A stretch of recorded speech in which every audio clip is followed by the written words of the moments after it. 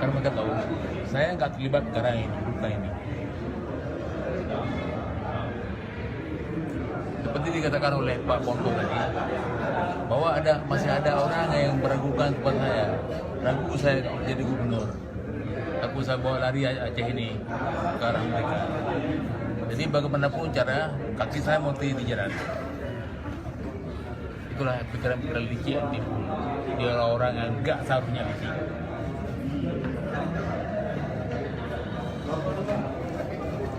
Soal kemarahan menggunakan gang itu dilihat dari apa tuh? Apa? Kan Indikasinya. Indikasinya mereka lapor ke saya. Saya capek meredam dengan kemampuan saya yang terbatas. Saya dikurung. Sampai di sini, ini bang, jangan, nggak usah.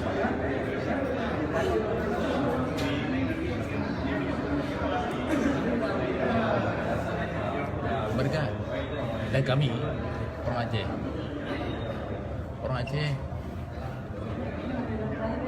Artinya gini, kalau tahu berbaikan dengan orang, ya semuanya dapat, saya kasih. Tapi jangan sakiti hatinya. Jangan sakiti hati. Mereka nggak takut mati. Saya pun nggak takut mati.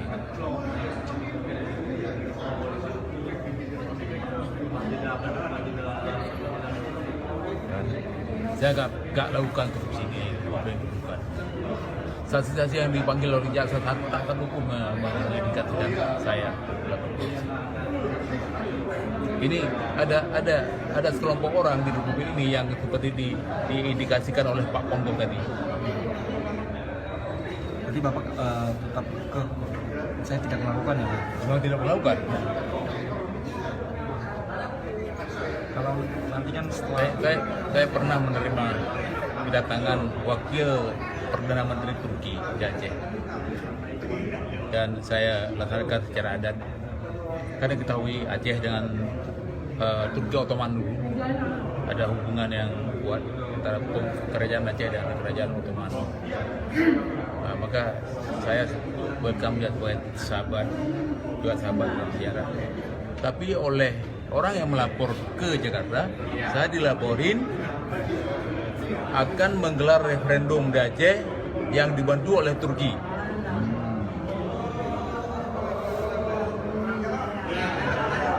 Yang awalnya bermula bukan dari isu politik, isu kalah tender.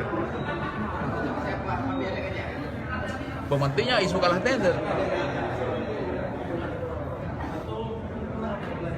Kemudian diolah menjadi fitnah politik. Sebab isu kalah tender nggak bisa dilaporkan ke presiden. Isu keamanan nasional baru presiden percaya. Ya gitu aja. Jadi mulainya dari situ ya. Menurut saya boleh kayak. Tapi saya punya kuping mama.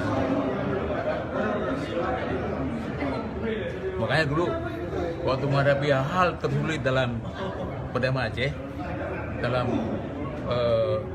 decommissioning senjata dan hal lain yang menyangkut potensi konflik kembali, saya bisa tangani karena saya punya kuping mama.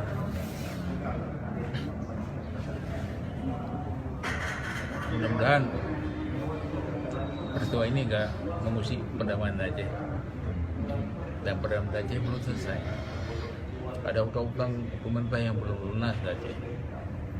Ada poin-poin dalam MOU yang belum diselesaikan.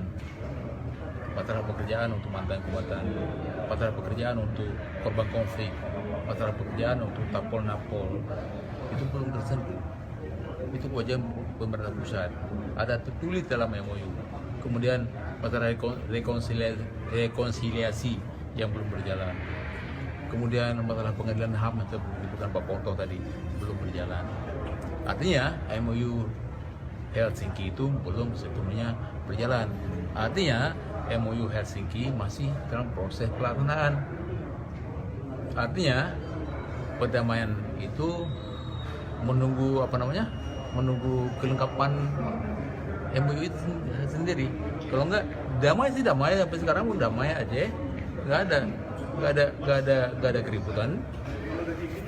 Bahkan tindakan kriminal pun tidak sebanyak di tempat lain. Kriminal macam merampok. Itu udah banyak aja yang ya banyak yang harus diakui narkoba. Kenapa narkoba? Saya pernah menyebutkan setelah sidang hari 2 minggu 3 minggu lalu bahwa kenapa anak-anak Aceh lebih berani menjadi trafiker narkoba. Sabu dapat di Malaysia, Thailand, dilewat ke Jakarta. Karena mereka pertama nggak banyak kerja atau kurang pekerjaan.